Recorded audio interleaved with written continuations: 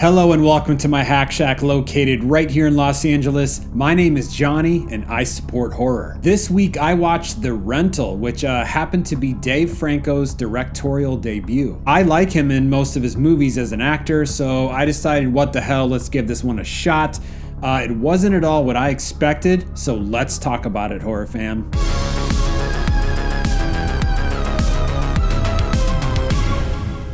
The Rental is a horror thriller movie written and directed by Dave Franco. Joe Swanberg and Mike Dembski were on the writing team as well. Two couples decide to rent an ocean view house for a nice weekend getaway. Stop right there.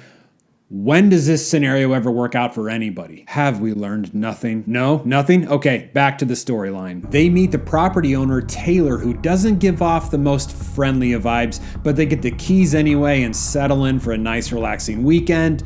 Or so they thought. One particular couple discover that they are being watched by an unknown person, but can't alert the rest of the group because of a deep, dark secret that they're keeping from everyone. As the lies get deeper and the stakes get higher, we get to find out who these people really are, and it's not pretty. Going into this movie, I knew that it had something to do with voyeurism, which piqued my interest because I love movies like 13 Cameras and The Good Neighbor. By the way, if you haven't seen 13 Cameras, do yourself a favor and watch it today because you will see the most disgusting and vile human being ever in this movie. The villain is extremely creepy. I love it. It makes for a great movie and a great villain. Anyway, this movie, The Rental, wasn't anything like that. First, let's talk about what I liked about it. One thing I simply liked was just the pacing. I'm trying to think of ways or analogies to best describe the pacing of this film. I'll have to say it's like a Nine Inch Nails song. It starts slow and somber, but it can just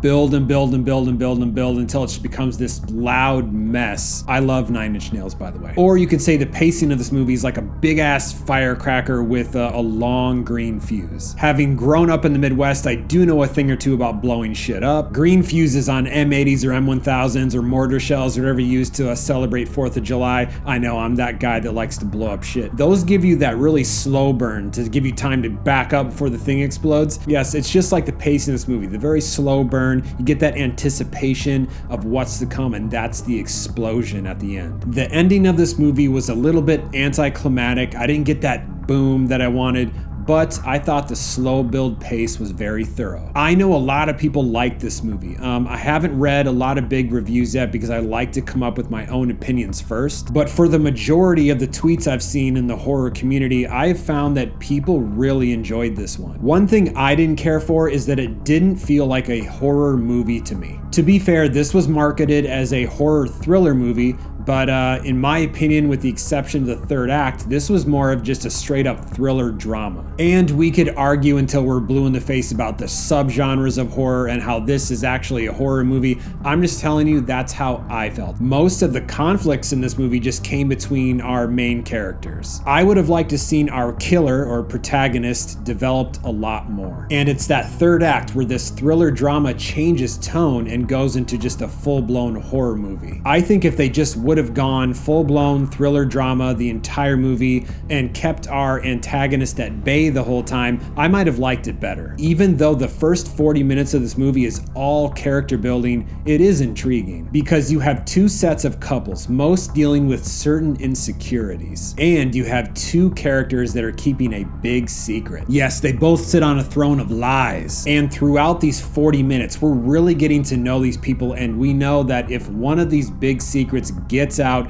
shit is gonna hit the fan, and you know what, I have to admit, it is fun to watch. Plenty of sexual tension and lies in this movie. You know, it could you could turn this into a TLC series. Speaking of these characters, I think another reason why I didn't like this movie as much is because I just couldn't connect with any of them. I want someone to root for in a movie, you know, someone who is overcoming obstacles, facing hardships. One small example that I can think of out of a million in my head right now, Samara Weaving in Ready or Not. You want her to survive. With these characters, it's like that scene in Dumb and Dumber when Harry is telling Lloyd that him and Mary built a snowman, she touched his leg, and then Lloyd just gets fed up and says, "Okay, kill him." That's how I felt.